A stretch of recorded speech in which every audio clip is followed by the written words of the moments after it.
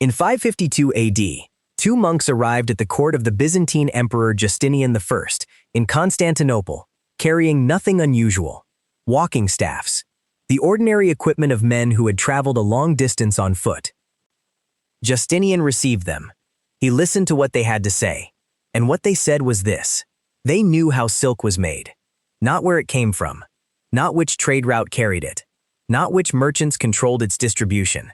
How it was made, the specific, guarded, never exported biological secret that the Chinese Empire had protected for over 3,000 years, with a combination of legal prohibition, strategic disinformation, and the credible threat of execution for anyone caught attempting to remove the knowledge from Chinese territory. They knew, and they had proof. Inside the hollow shafts of their walking staffs, concealed in the one place that no border inspection in the ancient world would think to look, were silkworm eggs. Living silkworm eggs.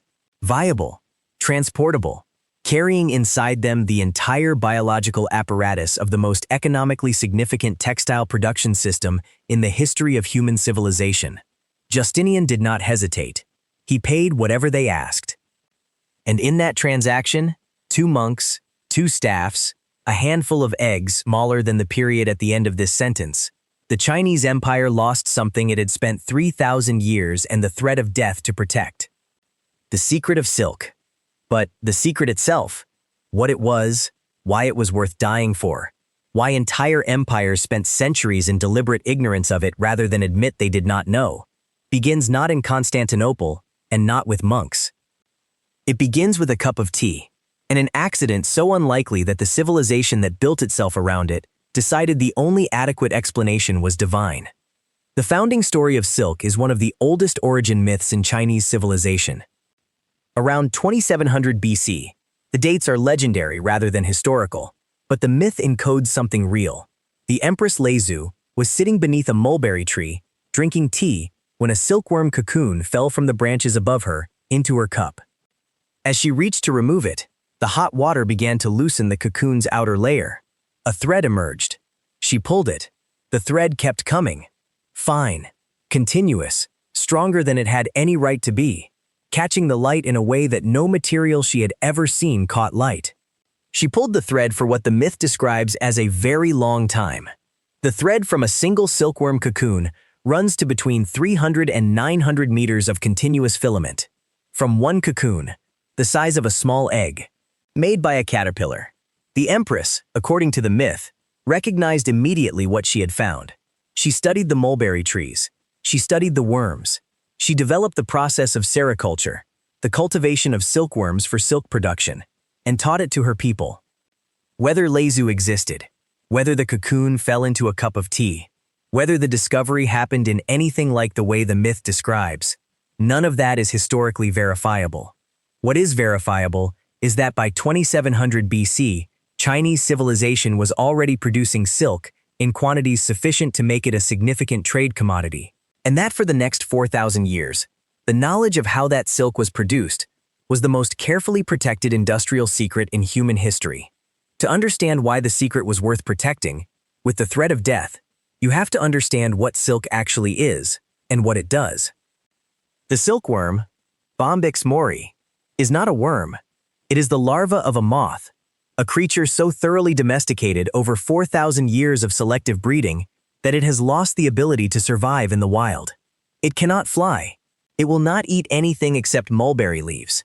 It is, in the most literal biological sense, a human creation, an organism engineered across millennia of selective pressure to do one thing with extraordinary efficiency: produce silk. The cocoon that the silkworm spins around itself in preparation for metamorphosis is made of a single continuous thread of fibroin protein, coated in a gum called sericin, extruded from 2 glands in the worm's head and wound around its body in a figure-8 pattern at a rate of approximately 12 centimeters per minute. The resulting thread is finer than human hair, stronger than an equivalent strand of steel by weight, naturally lustrous, and capable of taking dye in a depth and permanence that no plant fiber available in the ancient world could match. It is also, when woven, thermoregulating. Silk fabric is cool in summer and warm in winter, in a way that is not fully explained by its physical structure, and has been the subject of genuine scientific interest. This was not a luxury material in the modern casual sense of the word luxury.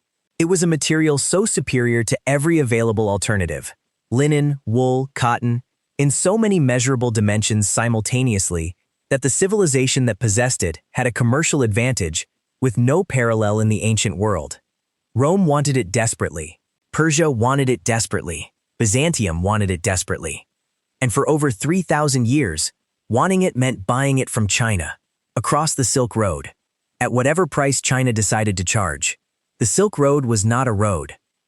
It was a network of shifting, contested, bandit-ridden, climatically hostile routes stretching roughly 8,000 kilometers from the Chinese imperial capital of Chang'an to the Mediterranean ports of the Roman and Byzantine worlds, crossing the Taklamakan Desert, the Pamir Mountains, the Iranian Plateau, and the Mesopotamian river systems before finally reaching the markets where silk could be exchanged for gold, silver, glass, and the other commodities that moved in the opposite direction.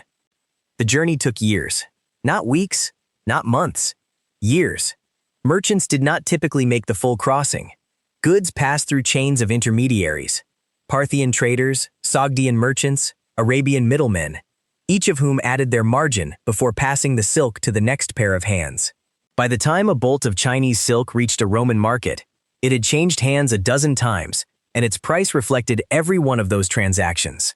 In Rome, silk sold for its weight in gold. Literally, by weight.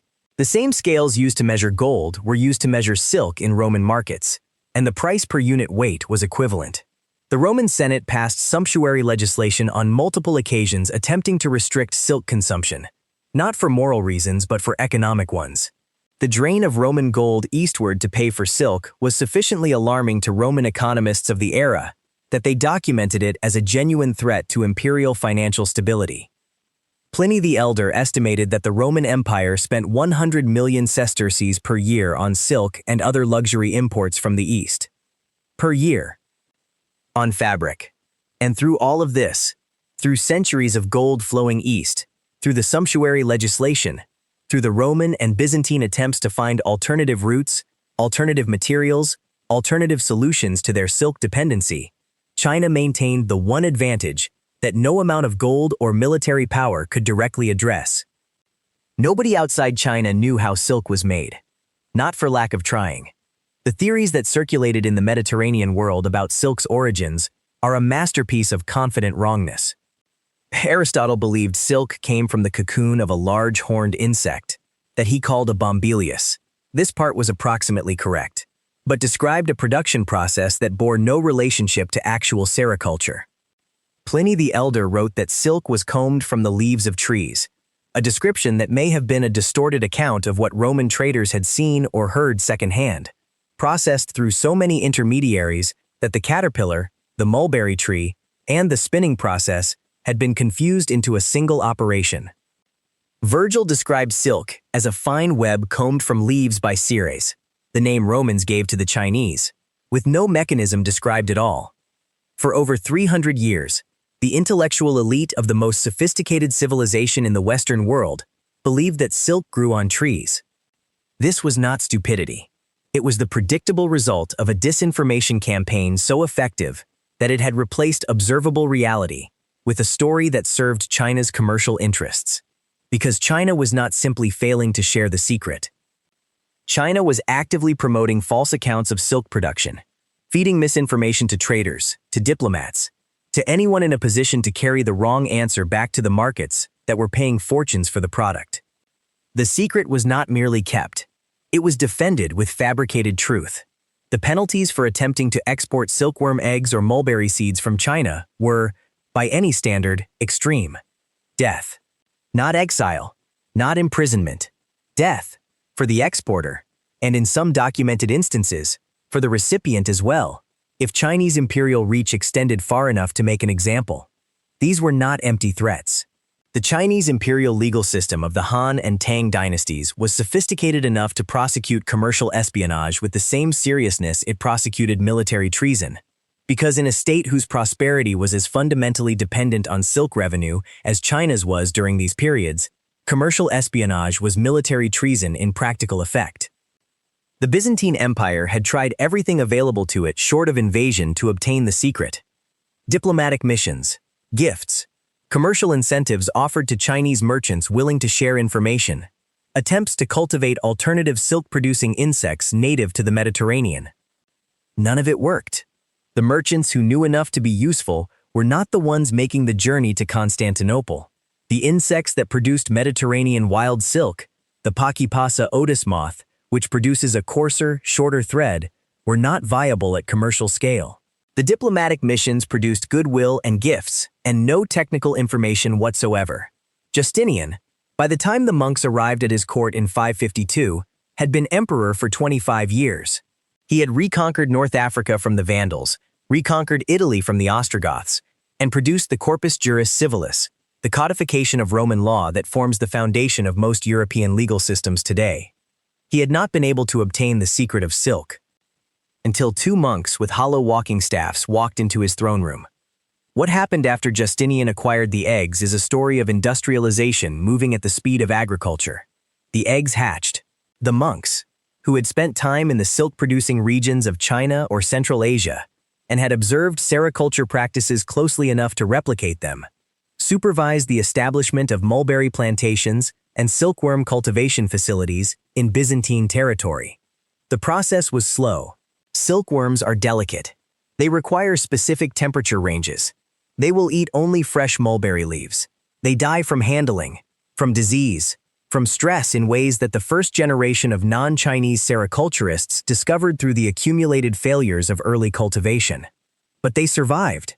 The eggs hatched. The cocoons were produced. The threads were reeled. Within a generation, Byzantium was producing its own silk. Not at Chinese scale, not at Chinese quality, initially, but enough to break the dependency, enough to build a domestic industry, enough to make the Silk Road, for Byzantium, a choice rather than a necessity. The Chinese Empire's 3,000-year monopoly, built on a foundation of death threats, disinformation, and the biological barrier of silkworm eggs that could not survive the journey, collapsed in a season. Because two monks found a way to make the eggs survive the journey. The silk industry today is valued at over $15 billion annually. China remains the world's largest producer. Approximately 70% of global silk production originates in China, as it has for most of the past 4,000 years. But the monopoly that once allowed an empire to drain Rome of its gold has been gone for 15 centuries. India produces silk. Brazil produces silk. Uzbekistan, Vietnam, and Thailand produce silk. The Bombyx mori silkworm, that entirely domesticated, entirely helpless, entirely extraordinary creature, lives and spins on every continent except Antarctica. All of it descended, in some biological line, from the populations that existed in China before 552 AD. All of it tracing back, ultimately, to a decision made by two monks with hollow staffs who understood that the most valuable thing they could carry across an empire was not gold, not jewels, not any of the commodities that the Silk Road had been moving for centuries. It was something smaller than a sesame seed. Alive, and worth more, to the emperor waiting at the end of the journey, than anything else on earth. The secret that China protected for 3,000 years, with the threat of death, traveled across the ancient world, in the one place no border guard thought to look. The hollow place at the center of an ordinary thing. That is how the most important secrets always travel. Not in locked boxes, not under armed escort. In the thing that nobody thinks to examine.